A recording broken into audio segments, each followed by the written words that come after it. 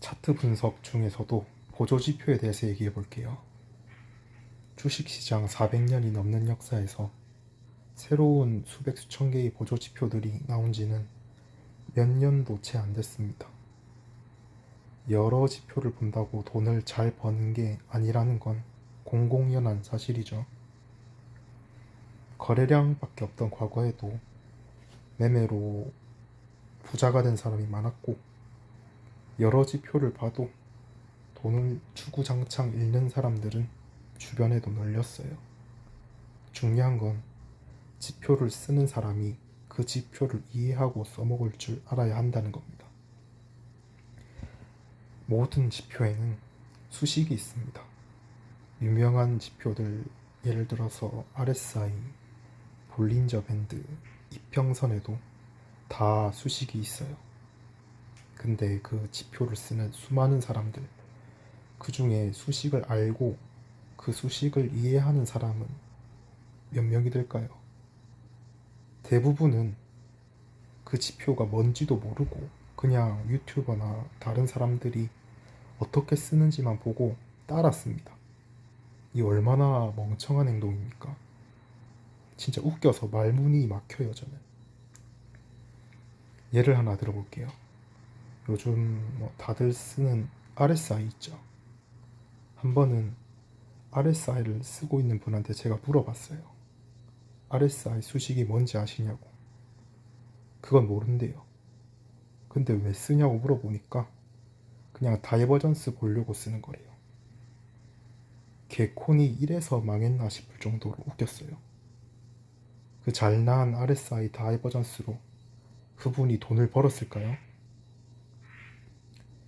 그분의 근황은 모르겠지만 아마 매매로 성공했을 확률은 낮을 겁니다. 제가 하고 싶은 말은 그 지표 RSI가 별로다라는 말이 아닙니다. 요즘 얼마나 훌륭한 보조 지표들이 많아요. 근데 낚시를 할 줄 모르는 사람한테 100만 원짜리 낚싯대를 사줘봤자 그 사람은 그걸로 죽창을 만들어서 고기를 잡을 거예요. 적어도 매매로 돈 벌고 성공하고 싶으면 본인이 쓰는 보조지표는 완전히 이해하고 쓰자는 겁니다. 나중 가서 청산당하고 지표 탓하면서 다른 지표 찾지 마시고, 또 하나 더, 지표에 너무 의존하지 마세요. 지표는 말 그대로 보조지표예요. 메인이 아니라는 거죠. 메인은 차트입니다. 차트의 일부를 확대해서 보여주는 게 보조지표예요. 차트도 제대로 볼 줄 모르는 사람이 보조지표를 본다고 해서 더 나아질까요? 오히려 반대입니다. 이 시그널, 저 시그널 얽히고 설켜서 정작 머릿속에는 온갖 노이즈들로 가득해서 매매가 엉망이 됩니다. 자기가 뭘 하고 있는지도 모를 거예요.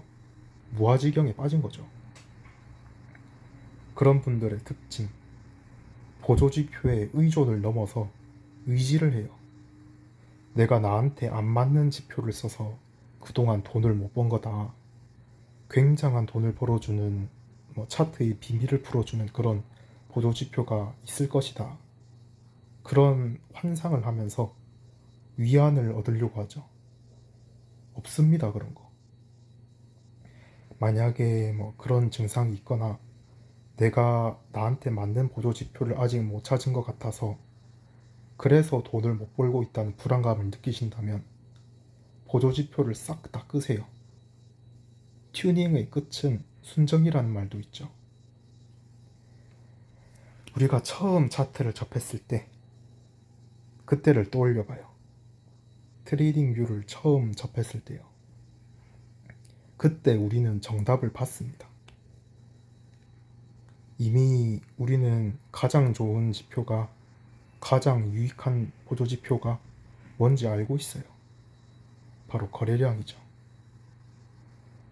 사람의 지능에는 각자의 역량이 있고 그 정보를 처리하는 데는 한계가 있어요. 이것저것 동시에 처리하다 보면 하나를 제대로 처리 못하고 개판이 되죠.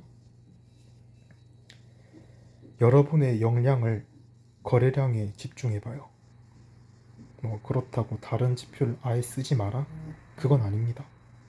우선 거래량부터 숙달하세요. 이 거래량 하나만으로도 엄청난 정보들을 얻을 수 있어요. 예를 들면 거래량에도 다이버전스가 있죠. 또 가장 중요한 거, 지지와 저항을 만드는 매물대. 이 매물대는 거래량으로 뚫어요. 또 거래량이 그 매물대를 만들죠. 저는 이 중요한 원리를 다른 보조지표를 끄고서야 드디어 깨우쳤고 매매에 정말 많은 도움이 됐어요. 만약에 이 거래량이라는 보조지표를 이해했다. 그러면 그 다음에 다른 보조지표를 같이 볼지 말지를 선택하는 겁니다. 물론 그 보조지표도 수식을 완전히 이해하고 사용해야겠지요. 근데 보통 거래량만으로도 매매하는데 충분해요. 전 개인적으로 거래량만 보시는 걸 추천드립니다. 아무튼 도움이 되셨길 바라며 다음에는 차트 분석 중에서도 엘리어트 파동에 대해서 얘기해 볼게요.